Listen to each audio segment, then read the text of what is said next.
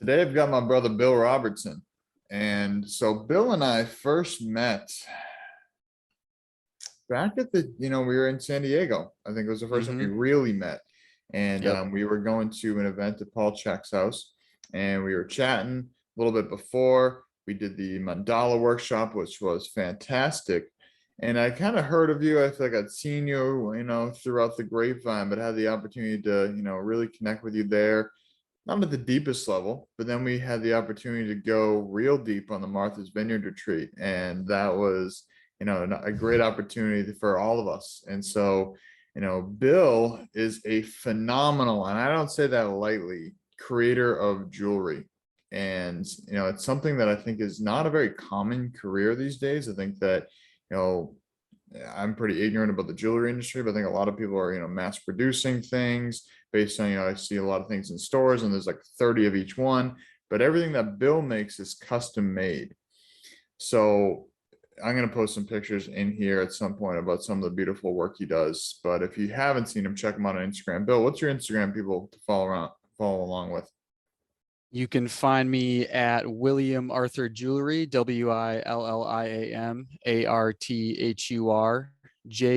WILLIAMARTHURJEWELRY. That's where you can find me. Love it. So while you're listening to this, definitely go on Instagram, check out some of the pieces of work just so you can get familiar while we're talking about this, just the intricate detail that Bill works in there. But Bill, welcome to the show, my brother. Dude, thank you so much. It's really an honor and just amazing to be here and to share space with you. And yeah, you gave some context as far as how we met and what our relationship is. We met right in front of Racine Laramie, the Yep. tobacco shop. That was our first encounter, Yes, it getting was. some tobacco for Paul Check's workshop. Yeah, the mandala workshop was really incredible and mind blowing, and to experience what Paul does in that way was such a gift, and to witness all the growth that came of that and all the authentic sharing and vulnerability. It was just definitely a highlight of the year. And Nice. it doesn't even feel like it was this year. It feels like it was so long I ago. was thinking about that too. I was like, yeah, I feel like I've known Bill for a couple of years. Like, oh shit, that was earlier this year. Yeah, but then also Martha's Vineyard, the BU Always Retreat, which you were co-hosting with Ryan, and that was absolutely magical as well. I've never had an experience like that. The Paul Check event was comparative in a way, but this was like going so much deeper, spending 6 days together and doing all sorts of workshops and exercises, breath work, movement, did my first ice bath via the Ice and Iron Boys. Let's go. Oh yeah. Um, butter toast parties, bags, it was an absolute blast, man. And just such a beautiful property to be on, and like, really just around, surrounded by inspiring individuals, giants, so to say. And yeah, One would man, say it's units. One may say units. units. One may say units as well. Straight units, units uniting, all the the jokes and terms that came of that weekend, or that week, I should say. And yeah, man, thank you so much for having me on. I'm happy to be here. Thanks, brother. Yeah, it's funny. I was just saying those things. Like I forgot about the late night butter toast. I forgot about all the little intricate things that aren't like you wouldn't think of as a highlight, but definitely wove the whole piece of the puzzle together. Just all these little things in there, and Yes. yeah, great times. But one thing I kind of want to just start with is first of all, how did you get into creating jewelry? Because I think that's something that again is not a very common trade that people get into these days. How Yeah. did you get into it, and what does like a day in the life of creating jewelry look like? Like, what's the process? How does it start? Do you just get a block of material? How does this all work? For sure. Yeah, I'll do a quick and straightforward, story into how I um got into all of this and being a jewelry artist and a creator as a profession and as something I love to do. Um, Grew up in a small town, Cedarburg, Wisconsin. Grew up just always being creative. Initially, it was skateboarding, then snowboarding, things like that, and those were my initial creative outlets. Although I didn't really view it as something that was creative at the time, looking back, that was definitely the beginning of my creative journey, just hanging with the homies, skateboarding, snowboarding, expressing ourselves via those outlets. And through middle school and high school, I, took art classes, all those different things, continued to skateboard and snowboard. And I would, doodle on paper during class because I was so bored with what I was learning, and, you know, how the education system is. But yeah, just, typical upbringing, really great family, surrounded by lots of love, and just had really everything I needed to thrive as an individual. So going through high school, like I said, I took art classes and really enjoyed that, just connecting with others while we created all the different projects we did. So I always had fun with that, and I felt a natural draw towards creating, and I knew I excelled um, with being creative. And also in high school, one of the key factors that led me into becoming a jewelry artist as a profession was I did not see myself fitting into the 9 to 5 construct, nor did I see myself going to a normal 4 year school, which I actually did a semester of, and it didn't work out.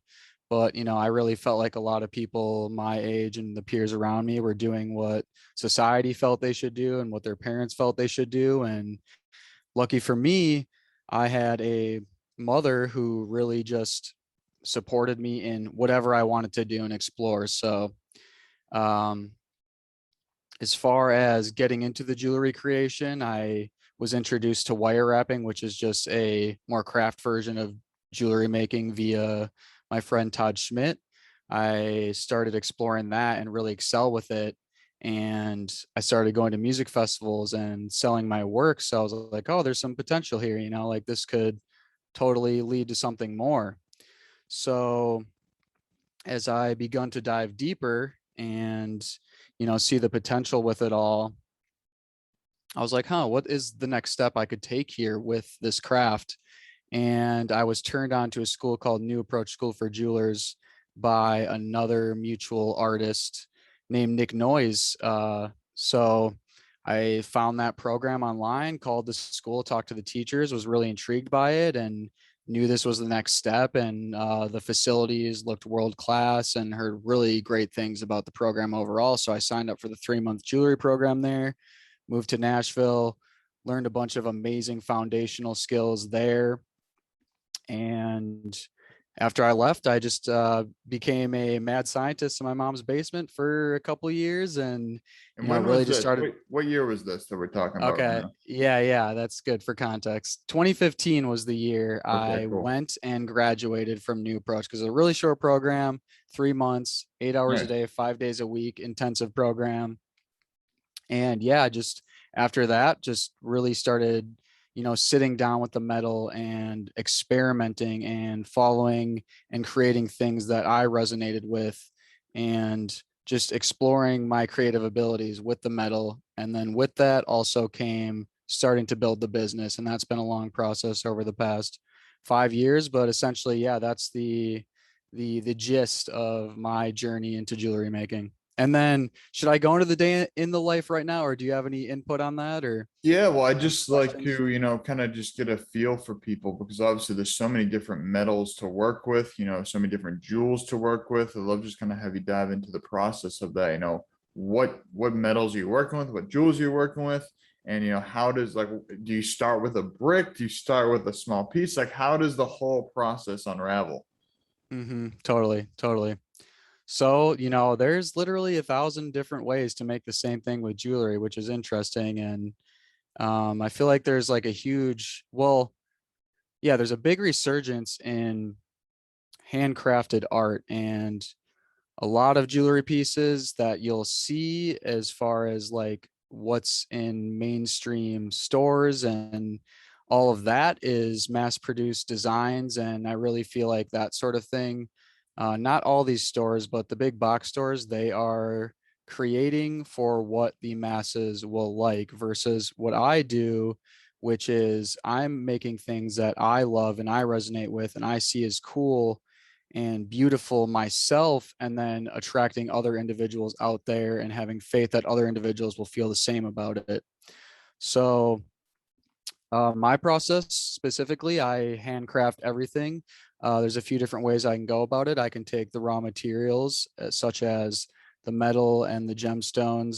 So I'll take like raw sheet metal and I can form it in different ways, bend it in different ways, bring it together in different ways. There are all sorts of different alloys of metal, such as, different purities of gold and sterling silver and platinum, and you can bring those together to create different compositions. And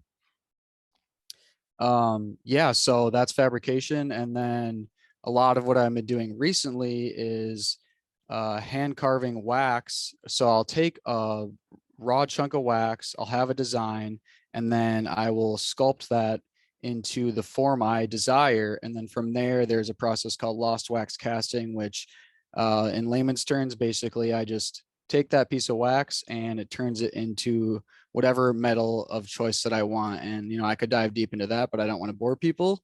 So essentially, what I do is I handcraft everything with, metal and gemstones. I take my ideas and my designs and bring them to life via that. And yeah, there's like, I could talk about it for days and days and days. And there's like 1,000 different techniques. And a big reason I really enjoy it is because I could do this for 10 lifetimes, and there's always going to be more things I can improve upon. There's always going to be more techniques I could bring into my work. It's just a never ending abyss of exploration and cultivating skill and abilities. And there's just always more to find. So like, that's what's beautiful about it for me, is that it's a practice I can continue to do, and I'm like always discovering new things. And I find that really exciting with what I do. Love it, brother. Beautiful. Yeah, thanks for sharing that. And definitely, it's like I said, if you're listening, you got to see the see the work that he's talking about, because it's absolutely fantastic. And I remember you put out one recently. It was a peacock, and that one was pretty darn cool. You just got so many vibrant colors, and you can see the intricate detail. And to me, I can only imagine how much patience that requires. And I feel like that's one thing about any sort of passion that we embark on, any sort of creativity, we harness skills way beyond just the skill set of crafting, and things like patience, things like persistence, Mm. all these different attributes. So what would you say are some of the attributes that you have learned from this craft of jewelry Yeah, making? totally. And you hit it right. You hit the nail on the head with patience, because I've learned patience 1,000 times over with what I do. And when I'm not patient with whatever I'm creating, that leads to catastrophe, or it can.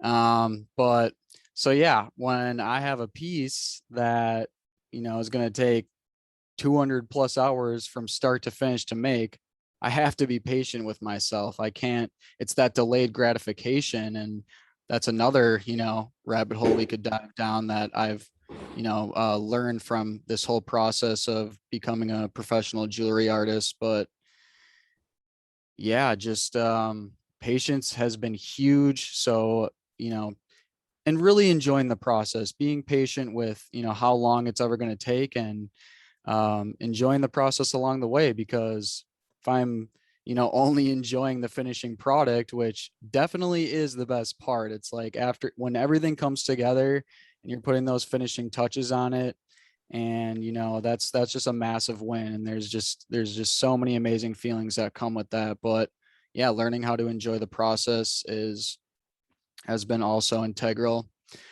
So yeah, patience, enjoying the process, delayed gratification, those have been pretty integral and huge as far as things I've learned through all of this. And yeah, just with the having faith, believing in myself, Mm. because through this process of growing my business and gaining recognition around my brand, there have been times where I didn't have faith, where I was like, dang, I don't know if this is going to work out. Like, I'm not making the type of money I feel like I deserve for the quality of work I'm selling. But another thing that leads me to is persistence, and being deliberate with this practice, and with growing everything as a whole, my skills, the business, everything that falls under the business. As a business owner yourself, there's so many different skills that fall into that. So yeah, persistence has also been another huge thing. And yeah, man, it's been a journey. I feel like I could talk about lessons that I've learned all day through this, but yeah, those are some of the key ones that I've picked up along the way.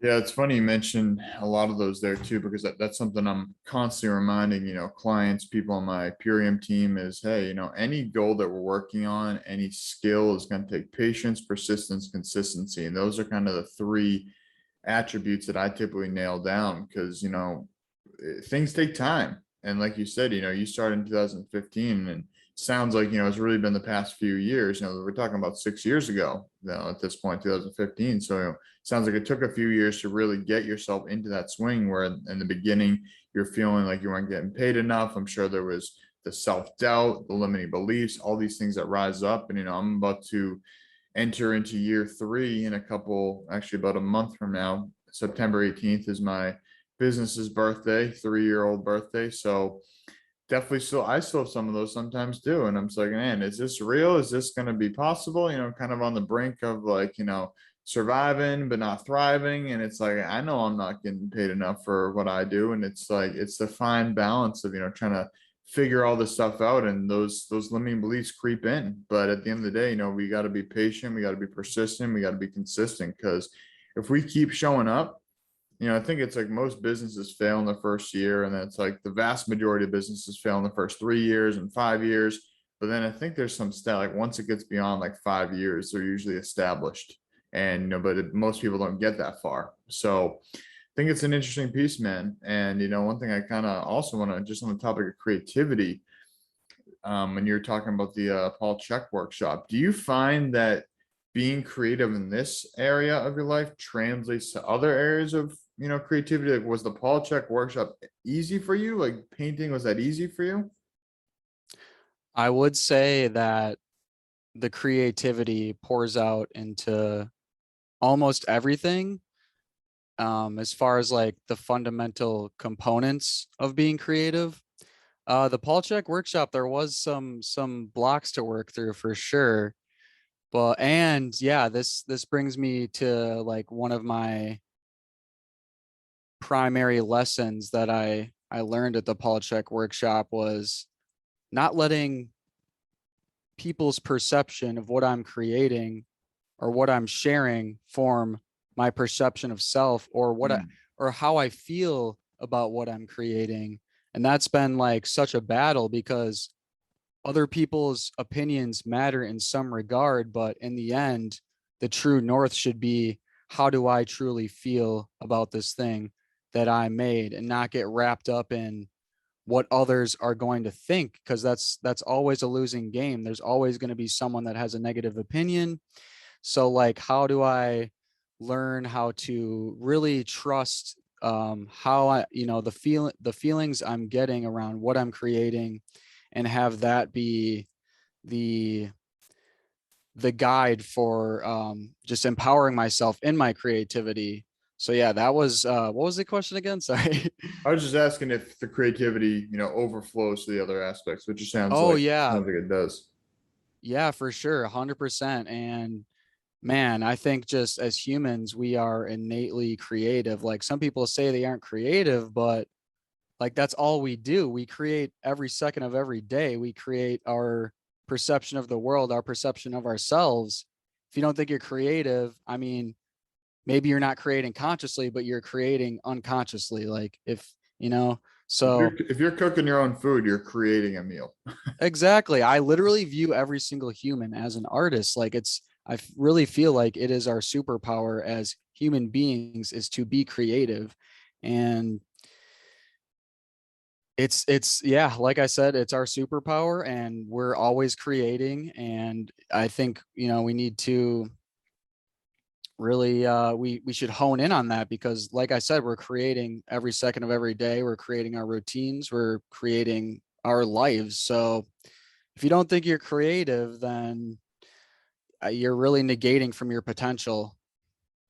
Yeah, and I think a lot of that just comes down to people need to find what they enjoy doing in the creative sphere. And big takeaway for me in the Paul Check workshop was I had a lot of blockages when it came to painting.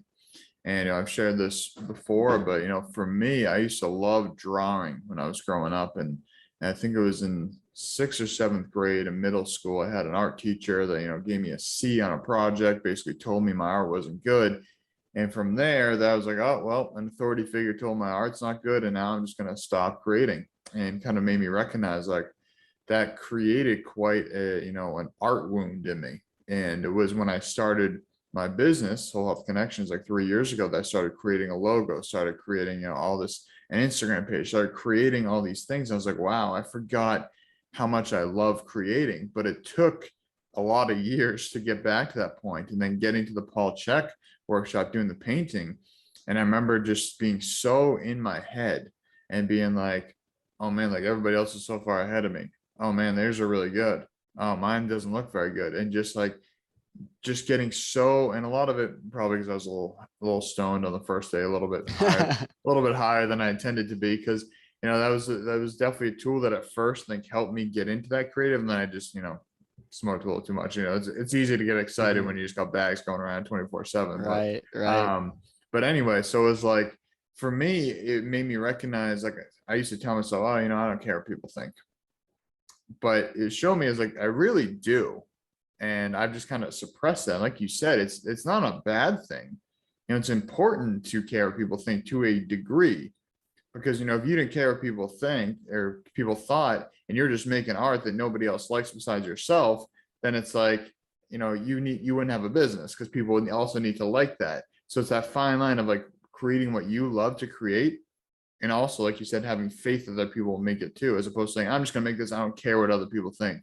You're creating and saying, I have faith that other people are going to like this too. And it's a subtle difference, but it can make the world of a difference. And I really feel, like you said, that people just need to find that creative outlet, whatever it is. It could be painting, it could be cooking, it could be making jewelry, it could be drawing, it could be writing, it could be making YouTube videos, it could be a million and one things.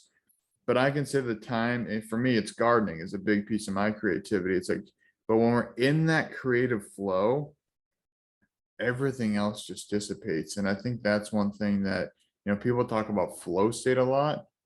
I think a lot of that comes from the creation. I really do.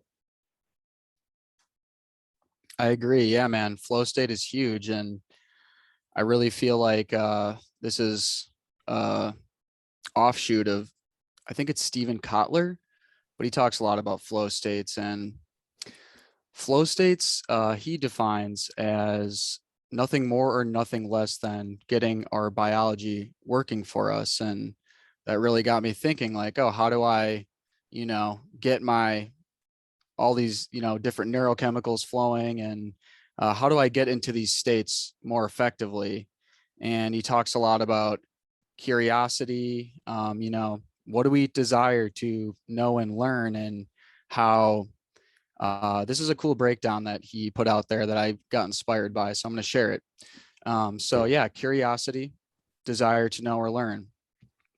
Curiosity is what leads us to our passion. A passion is essentially just four curiosities or multiple curiosities intersecting. For me, being a jewelry artist and an entrepreneur, I love critical thinking. I love putting my mind to use, figuring things out, figuring out how things work. I love working with my hands. I love building things, all these different things that I was curious about that led to my passion, which is being an entrepreneur and a jewelry maker. And then so like as you find these curiosities and then you find your passion, you're like getting these different wins. So different neurochemicals are being released because you're in your passion. And then it's just like this momentum you find.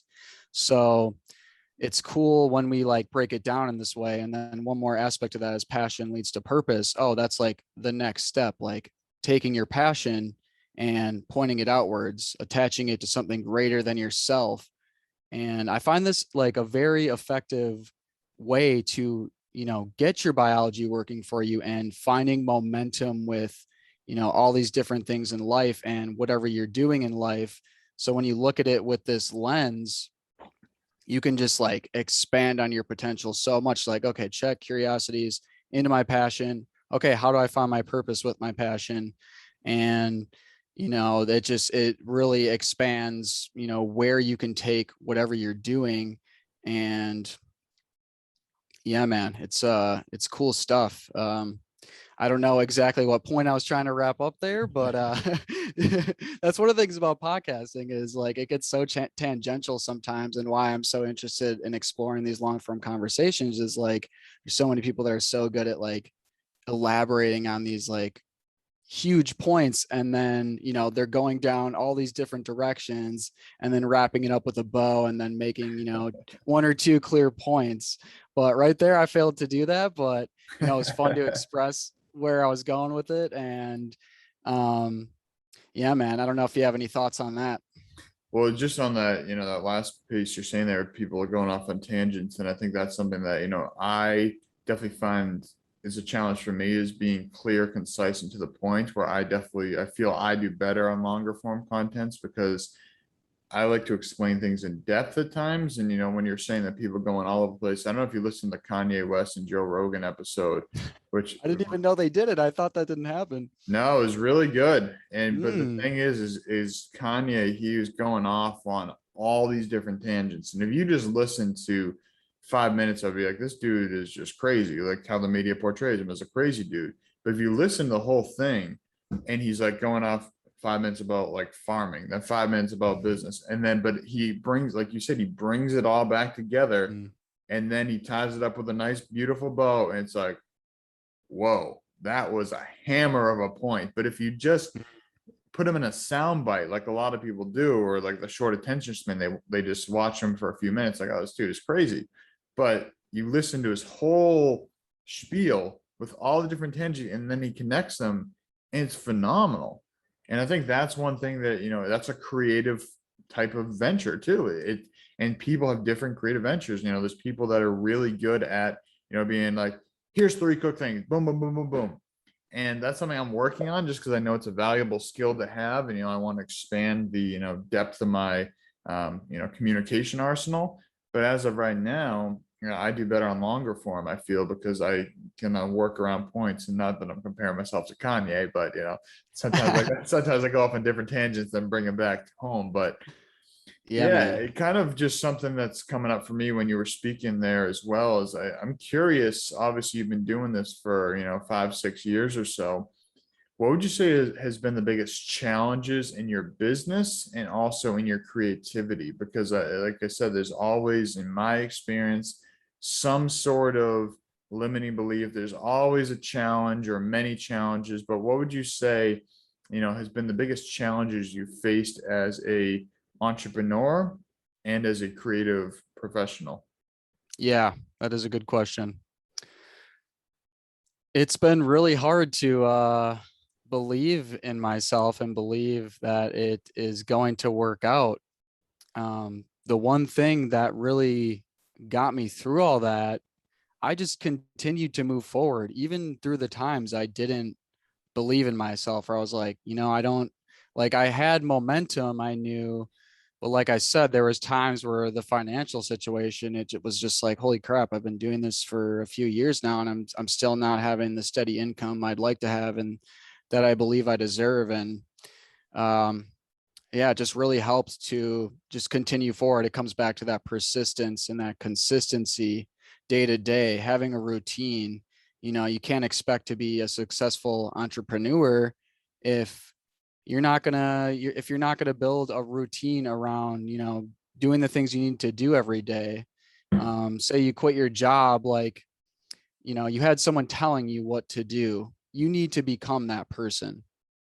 And if you're not going to, and you're not going to be able to have the persistence and the consistency, which I really feel like is the ultimate key with any of this, and the patience, because it's going to take time, then it's likely not going to work out unless you get lucky. Not saying it's not going to work out, but those are very key, I feel. So a big challenge was staying faithful, but in the end, really my pursuit of being consistent and persistent helped me move through those challenges. Um, some other business challenges. There's been a lot of challenges, really. It's just there's so many skills you have to learn. Like, okay, now I have to become a bookkeeper and I have to pay taxes. So it's not something I necessarily want to do, but I'm going to have to face that resistance and go ahead and do it. And, it's interesting because all these different things I had to learn eventually it just became fun for me. Like it was a new creative outlet, like outside of just sitting at the bench. Like, okay, cool. How the branding, that's been so fun for me. The logo, different graphics, you know, doing my own photography, building the social media page, making it all cohesive. That's been like, that's like another art project for me outside of just making the jewelry. And that's been super fun to cultivate and another interesting challenge to move through. Um, creativity wise,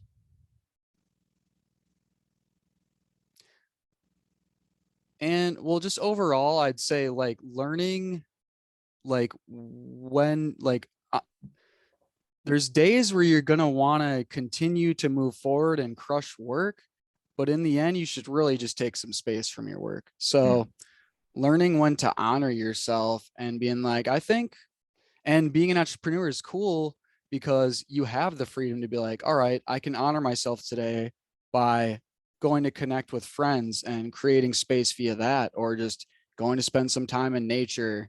Sometimes the best thing to do is really just to take a step back instead of continuing to force your way through, the work if you're really not feeling it. Like, and um, another challenge that brings me to as an artist, I think overall, um, with artists in general, mental health is a huge issue. And I think a big part of that is attaching your identity to your work and mm, sacrificing your health for your work.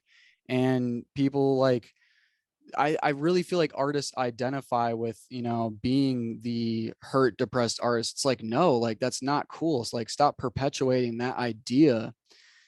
Health is all that matters. So if you're going to sacrifice your work for your health, you're going to lose in the end. Eventually you're going to hit a crisis.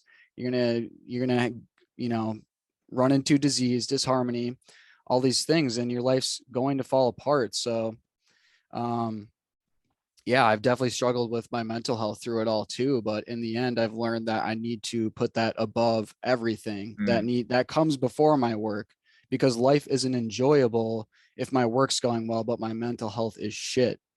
I would say, yeah, that's probably the prime, or no, that is the primary challenge that I've faced, is learning when to honor myself mm.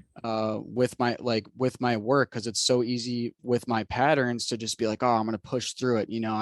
I've been grinding and gritting this whole time, but in the end, that's not sustainable. For It's sure. not gonna it's not gonna work out in the end. And I'm curious, have you experienced anything similar with struggling to know when to create space from your work and when to continue to grind and grit through the process and continue with that consistency and persistence?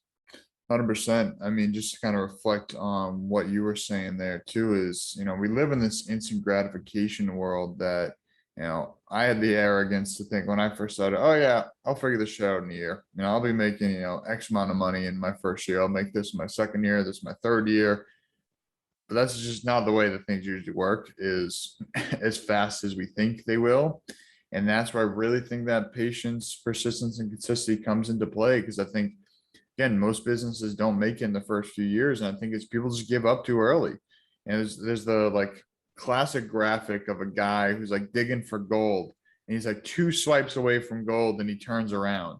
And I think that's a lot of people. It's like if we don't see results very quickly, like you're saying earlier, with delayed gratification, that's really what business is. If you want to build your own business, you need to recognize, hey, this is not going to be instant gratification. This is going to be very delayed gratification.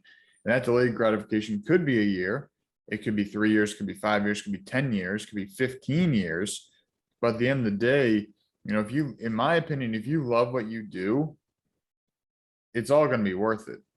And this is a struggle. Building a business is a struggle day in and day out to learn, like you said, all the immense skills that I never thought would even be part of my business. And like you said, oh yeah, I need to be be an accountant to some degree. Oh yeah, I also need to be a social media expert. Oh man, I also need to be a, video editor. Oh man, I also got to be, all these different hats that we wear as a small business owner, a business of one or a few.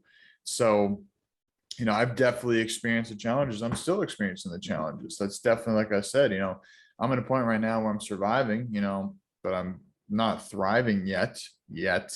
And I definitely feel like, this past 6 months has really been an immense level of clarity, as I feel like the past year or so I've been in a really big plateau in my business. And a lot of these lessons have just taken me time of recognizing, dude, if you're doing the same things, you're probably going to get the same results. And so the past 6 months have really been me dissecting like what is necessary for my business, what is just, busy work, and just really getting more and more clear. Like, all right, so this approach is not working. Let me scrap that and use this. Or this one's kind of working. So let me use the piece that's working, and just constantly recalculating. So I think, like you said, there's times where I guilt myself into say, oh, I'm not at a place yet where I can take a break. Oh, I'm not making enough money to, take a day off. Oh, I'm not, I can't do that. I'm not there yet. But like you said, if I don't give myself the space, then I'm on my computer, I'm like doing something, then I'm like checking my phone, I'm getting distracted. And anytime I'm like just grinding along and just forcing things to move, that's my sign that's like, yo, just take a break. Like it can be a 20-minute walk. Get outside, just like sit in the grass, get in the sun, stretch. Like doesn't need to be that long. Sometimes it's 5 minutes. But anytime I find myself just like dragging myself to work, because I love what I do at the end of the day. But if I find myself dragging myself, that's my sign of a dude. If you're not enjoying this right now, you need to step back, because you do love what you do. And I'm talking to myself here, and I know you love what you do too. In this scenario, I love what I do, but it's easy to get caught up in that scarcity mindset, get caught up into that, again, instant gratification. Oh, I just put in all this work today, but I didn't make any sales. What the fuck? Why is this happening? Why? Like, and then just getting in that pattern. So yeah, it's a constant struggle, and it's just a constant, callousing of the mind and overcoming. And when these negative limiting beliefs pop up, is be like, hey, I see you. So I'm gonna just not listen to you and just, push you aside, or just kick you out of my brain because you're not being helpful. And then doing something to bring myself back to center. But like I said, whether it's going outside, whether it's working out, whether it's making a good meal, whether it's breathing, like you said, hanging out with good friends, a nice cold shower does the trick too. It's a little bit tougher here in the summer because it doesn't get quite as cold. So an ice bath is the preferable one these days. But yeah, it's an ever evolving challenge, man, and that's something that I think is very prominent about anybody who is, in the entrepreneurial world. Is you got to keep callousing that mind. You got to keep fighting through that resistance, because the resistance, the naysayers, all the negativity, the scarcity will consume you if you let it. So we just got to keep growing stronger. And there's a quote when I was doing my Spartan race that I really liked. We were doing we had this big, I think it was with the keg or the sandbag. It might have been the sandbag. And it was, a pretty long one. It was like maybe half a mile or so of carrying this, like, I don't know, I know how heavy it was, like 50, 70 pound sandbag, which isn't bad at first, but then, you get 5, 10 minutes in and it starts getting heavy. And there was like a little poster they had there, which I really liked. And it's like, I ask not for a lighter load, but for broader shoulders. And I really like that, because it's like, I don't want the work to get easier. I just want to get stronger. I want to get better. I want to get more efficient at this. So, we're talking about tangents. I just went on a riff there. So It was all great, dude. One of the main things I feel like we're getting at here is, well, something that came up for me is the struggle of as an entrepreneur, attaching your success to finances. Like Right. it's so easy to just have tunnel vision on that one thing. And, you know, that's probably just a lot of societal programming, For like, sure. and of course we need money to like live our lives. So it's got to be there. So that's a major factor as well. So that's also has something to do with it. But so it's good to like realize you need to make a lot of money, but like not define your success completely by the financial situation. And if you can keep your eyes on the prize, which I believe is attaching your keeping your purpose in sight. So why are you truly doing it? And if you find yourself tunnel visioning onto all these little things that aren't working out, zoom out. Like, this is why I'm doing it. I do it because I love doing it. I'm passionate about it, or I'm doing it because I'm helping so many people through what I do. I'm helping the world, focusing on your purpose versus, or when you do face the resistance of, oh man, I'm not making enough money, or this isn't working out that way, zoom out and really remember why you're doing it. And that's why I feel like it's really important to have like a clearly defined purpose and have it written down 100%. so you can refer to that, Yes. like that's the fuel on the fire. That's what should be the fuel on the fire versus all these other things that, are probably going to be volatile throughout the process. It's really, like being an entrepreneur, there's lots of ups and downs. There's going to be lots of twists and turns. So that can be the one guiding factor that just keeps your mind right and, keeps you feeling good about things, like staying honed in on that purpose. So I feel like that's a really good key takeaway from all this is if you're an entrepreneur or an artist, like really get clear on that. I mean, I feel like it's helped me. I'm sure it's helped you. And yeah, just keeping your eyes on that and continuing to move forward with that as fuel on the fire. Love it. Well, talking about fuel in the fire and moving forward, what does the ideal life for Bill look like? Oh, What's wow. the dream? Yeah, man, it's always changing, so that's hard. But all I know is I want to bring community together for art. So I got the new studio space. That's one of the primary intentions is we're going to do art shows. We're going to just bring people together to have the best time ever and, appreciate art and, inspire others to, follow what they love and do what they love. Like if you're an artist out there and shoot me a message. Like, I'm here to support you. Like, I know how hard it is and I know how artists can be like egotistical, but really, I just want the best for everyone. So bringing community together, creating support systems through that, just like being a straight team through it all and, having fun with the events and stuff like that. Also, I just want to work with my friends. Like right now, my roommate Jacob, and who I've been living with for a couple of years now, he worked at a jewelry shop, and he has officially quit and gone full time. So we're both in the studio Nice. crushing it, Cool. and like that's another of the primary intentions for the studio space. I want to work with my friends. I've worked alone for so dang long doing this, spending so much time alone, like cultivating this business and my skills, and like really realized how that was negating for my mental health, just spending so much time alone. So I want to be around my friends. I want to collaborate and create with my friends. That's another thing I see more of in the future. I've got some other friends working in the studio as well, and hoping that we can all work together to help them go full time in the art business and, build their own thing and all work together to have a mutually beneficial relationship and just shoot for the stars together and yeah, have fun, of course. Um, those are my primary intentions moving forward. I want to continue to, hone in on honoring myself through the process and creating more freedom and working with my friends, helping my friends create the same freedom in their lives, bring community together, inspire others to pursue their passions and do what they love, and really realize the power of human potential if you can really just, if you can do the work, if you can have the persistence and the consistency, all these different things we hit on, a clearly defined purpose. That's a really big message I want to put out there. Like you can do it. You can definitely do it. You can do whatever you want. We all have a different, different hand dealt to us, but we can all turn that hand into whatever we want. It may be harder for some than others. And, I was very blessed and, um, fortunate to have all these different resources to like create this thing and, do it with ease. But like I said, even if you're dealt a quote unquote shitty hand, it's up to you, man. Like you can do whatever you want. You just got to put in the work and human potential. It's unlimited. I'll just say that much.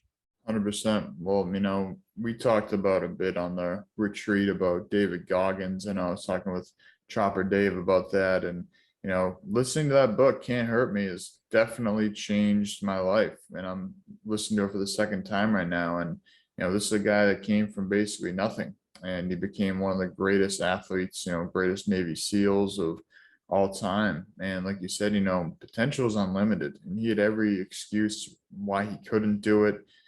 And we all make excuses, even just yesterday when I was going to the gym, I made a story, walking there. It's like just all these excuses, my brain telling me, you're a little too sore today. You should just stretch. Why don't you take a rest day? Just like all these excuses to not put in the work. And then when I really I listen to those, but I don't accept those. It's like, hey, I see you, thanks for that input, but I'm going to not listen to that because that's not really true. That's just the path of least resistance. And I think it's very easy to go down that path of least resistance. But, I think that in anything, like you were saying, you were working alone for some time and that created some imbalance. Maybe the mental health was going down. But sometimes we also need to go into that state of imbalance because it sounds like you really honed the skills you needed that maybe if you were being social all the time, working with people you wouldn't have. And I think that's something that, people talk about work-life balance. They talk about, finding balance in every aspect of your life. And that's great. But I think it's also important to note on the flip side that sometimes we need to dive into that imbalance in order to grow a certain area. Like if you want to pack on a bunch of muscle, you're going to have to start going to the gym, which is inherently going to be an imbalance of sacrificing time you were once using for other things to now be working out, to now be eating more, to now be cooking more, to be grocery shopping more. Like you're creating an imbalance, and it may not seem that drastic, but I think it's important for people to know that you don't need to be in perfect balance all the time, because if we were, it'd be kind of boring and we never actually be growing. So it's such a fine line. And I know that everyone's talking about work-life balance, but I think in the early stages of a business, you may need to recognize, hey, you can't go party with your friends every weekend and grow the business at the same time because you can't be hung over on Monday when, like you said, we're working for ourselves. And if we don't work, we don't eat. So I think it's important to note that, hey, there's going to be some challenges along this journey, and it's definitely not for everybody. There's definitely inherent risk involved with starting your own business, doing your own thing. You don't have that safety and security. You don't have that regular paycheck. You don't have, health insurance paid for, all these type of little things that, you get in a normal job. But for me, like you said, there's no way in hell I could work a 9-to-5 job. That's just not me at all. Like after this, even right now, my body's like, all right, buddy, you got to get moving. Like my body's in that state of like, all right, you haven't moved recently. And like, if I had to sit at a desk for 8 hours straight, I would go absolutely insane. So just a little, I think it's important people to recognize that it's going to be challenging, and that's okay. That's just part of the process. Yeah, man. I really love that perspective of using the imbalance as a tool to really further your growth, like using that as like a supercharger for your growth. And like, man, I just had like a flashback of like, holy shit, I was so imbalanced. But the reason I was able to cultivate the amount of skill and build what I did in the period I did and really just like launch off like I did was because I was really stepping into that imbalance. And not to say like sacrifice your health and all these things Right. to like reach a goal, but there's a line, and find that line, find the edge, find the boundary, and push beyond that. And you can really use, I've never heard that frame that way, imbalance as a tool for growth. So like you can really like, yeah, find that line, push just beyond it, and like really propel yourself forward by utilizing that. And it just, yeah, like I said, reflecting back on my journey as an artist and, building my business and all the things that fall under that umbrella, that was a massive reason why I was able to move forward at the pace I did. I actually, that kind of reframes my story, because I was like looking back like, oh man, like you were really doing yourself dirty there. Like, how did you not realize? But like I learned so much from that. And like you said, and just with me reflecting, there was so much growth there. Mm, And so I think wrapping that up, yeah, find where your edge is and push just beyond it, and expect there to be a little imbalance. And don't push it too far, because you can get yourself in trouble, but utilize it, and, pay attention. And yeah, the imbalance can be also a gift, as long as you don't push it too far and screw yourself over. But I really liked that tangent you went down on there. 100%, brother. Well, I want to pull up a quick quote of mine from The Way of the Superior Man, which is basically exactly what you just said. It's one of my Yeah, I've favorite. read part of that book actually, and that's what I was referring to, Yep. stepping just beyond your edge. And Yeah. that's when you're saying, I was like, I think he might be tapping into that, or maybe he's just Yeah, tapped yeah, into where I'm at. So let me just pull this up real quick, because this totally, is man. one of my favorite quotes of all time. And I think it's just so powerful. And it's something that, it's a passage I try to reread every, at least a couple times a year. I just think it helps bring me back to center. So Hmm. it's lean just beyond your edge. In any given moment, a man's growth is optimized if he leans just beyond his edge, his capacity, his fear. He should not be too lazy, happily stagnating in the zone of security and comfort. Nor should he push far beyond his edge, stressing himself unnecessarily, unable to metabolize his experience. He should lean just slightly beyond the edge of fear and discomfort, constantly, in everything he does. And that's, if that was a shorter passage, I probably get that tattooed on me, but I think it's a little stronger, take on my whole body. So, but yeah, it's like we said, we gotta push through the resistance. We gotta be on the edge. We gotta recognize it's gonna be uncomfortable. And I'm saying this as a reminder myself, as much as to you and to the audience listening. It's like, this is part of the game. This is part of the game of life, is having challenges, overcoming challenges, being uncomfortable, being in imbalance. Because again, if we were always in balance, we were always in perfect harmony, the world would be a pretty darn boring place. So there's no contrast. So yeah, we're here, brother, and keep doing the damn thing, because we're on the path. And I know that we could probably talk for 6 more hours, but where can people, or before we get to that, but any closing thoughts, and then where can people, follow along with your journey and stay up to date with all that you're doing? Um, I think you wrapped it up perfectly with that quote. I feel like that's a beautiful cap on the conversation. Like really sums up where everything led, as far as the different tangents we went down and the different things we talked about. And one thing I just want to say, thanks so much, man. Like this, actually, speaking of uncomfortability, doing podcasts is not the most comfortable thing for me.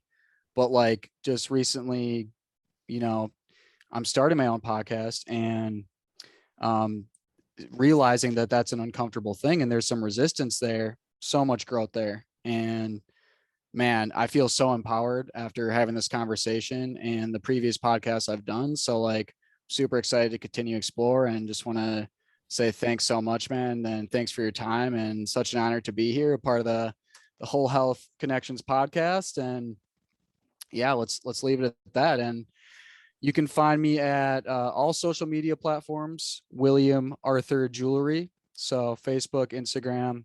My website is williamarthurjewelry.com.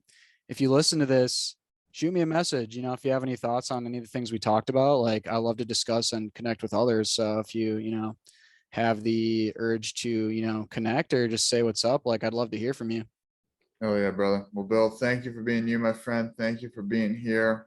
Very excited about the future moving forward. And I know there's going to be many more events that we're going to be at together, and retreats, Paul Check events, kicking it, whatever the plan is. So Appreciate you, brother. Everybody listening, I'll put the links to Bill's social media in the description here as well if you didn't catch that. So, Bill, thank you again. Everybody listening, have the best day ever.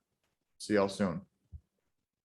As you've seen, brother Bill has a whole heck of a lot of talent. He's got a creative mind that is not common these days. And if you are an artist yourself, don't hesitate to reach out to Bill. He doesn't say that lightly. If you're looking to connect with another artist, get a perspective, chat with somebody, Bill's your guy. He's been doing this for quite some time. He's got the talent for it. He's got the experience. So give your brother Bill a follow.